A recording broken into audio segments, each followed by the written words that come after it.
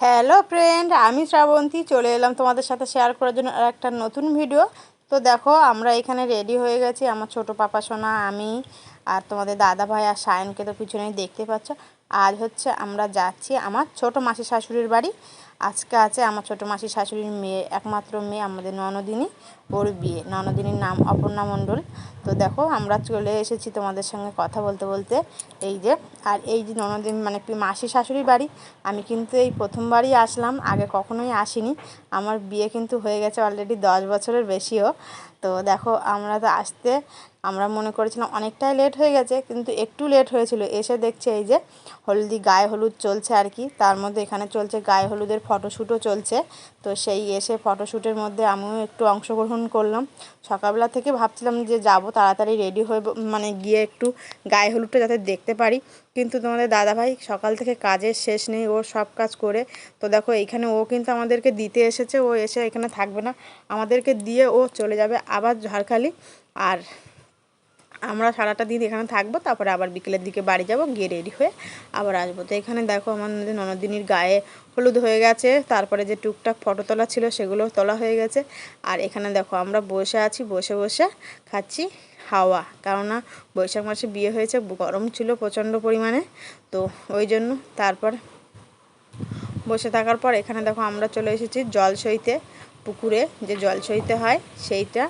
এই যে সামনে যে জল সইছে যে দিদি, এটা হচ্ছে আমার আর একটা যা, আমার মামা শ্বশুর বাড়ির দিক থেকে বৌমা, আমার যা, আমার থেকে বড় যা। তো ও এসে এই জলটা ভরছে পুকুর থেকে। ননদের বিয়েতে তো বৌদিদেরই জল সইতে হয়, তো ওই জন্য এই দিদি এই কাজটা করছে আর কি। আর অনেক দিন পর এই বিয়ে বাড়িতে এলাম, মানে আমাদের তেমনভাবে কোনো বিয়ে বাড়ির নেমন্তন্ন হয় না, অনেক দিন হয়ে গেছে, অনেক বিয়ে বাড়িতে যাই না। তো এবছর অনেক দিন পর একটা বিয়ে বাড়ি পেয়েছি, তো ওই জন্য আনন্দও হচ্ছে মনে মনে।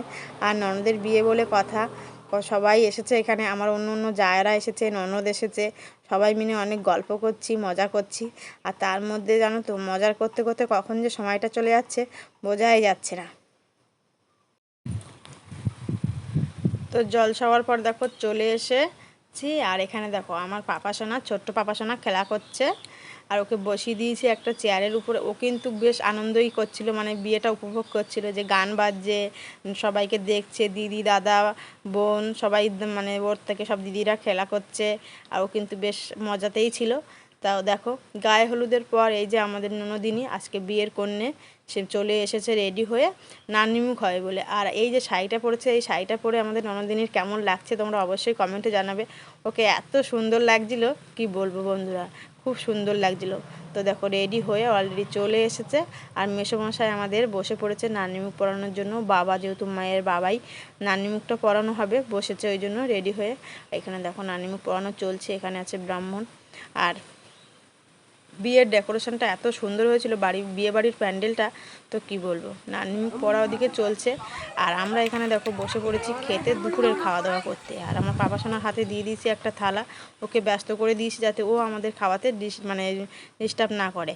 তো ওই জন্য আমরা খেতে বসে গেলাম। তো খাওয়া দাওয়ার পর আমরা এখন চলে যাব বিকেলে বাড়িতে।